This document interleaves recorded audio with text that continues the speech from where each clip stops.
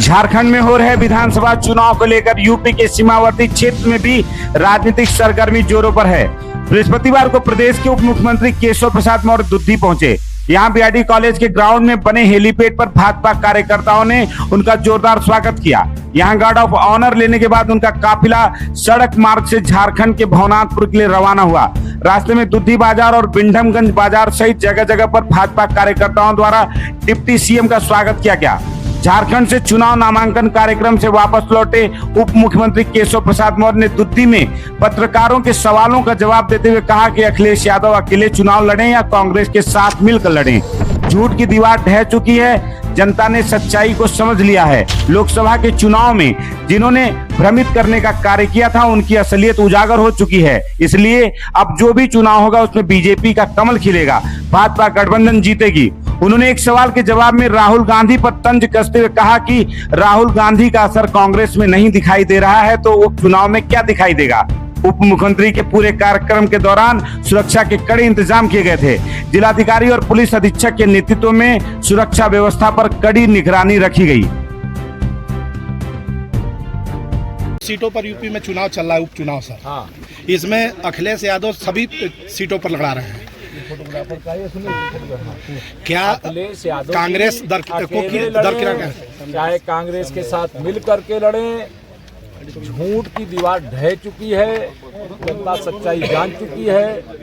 लोकसभा के चुनाव में जो भ्रमित करने का काम किए थे उनकी असलियत उजागर हो चुकी है। इसलिए अब जो भी चुनाव होंगे उसमें भाजपा का कमल खिलेगा, भाजपा गठबंधन जीतेगा। झारखंड की क्या स्थिति है? काफी है, जिससे आए दिन एक्सीडेंट हो रहे हैं, लोग मर रहे हैं। अब एक परिवार के 6 बच्चे के समाधान के लिए पूरे प्रदेश में जहां भी समस्याएं हैं विशेष सरकार कार्य योजना तैयार कर रही है और दुर्घटनाएं कम से कम हो, लोग वाहनों को सावधानी से चलावें और जो ट्रैफिक व्यवस्था है उसे सुचारू रूप से संचालित किया जाए। दुद्धी को जिला बनाव को लेकर के 20 सालों से यहाँ पे प्रदर्शन किया जा रहा है, मांग किया जा रहा है, क्या स्थिति है सर?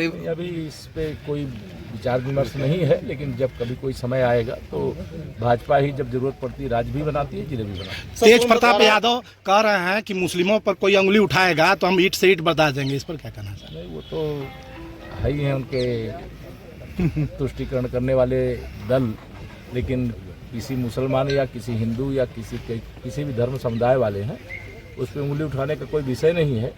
लेकिन अगर कोई देश के साथ समाज के साथ गड़बड़ करेगा तो कानून अपना काम करता है। सर, सोनभद्र में पत्थर की बड़ी खदानों पर बड़े पैमाने पर आपकी खनन विभाग की मिलीभगत से भ्रष्टाचार खेल चल रहा है।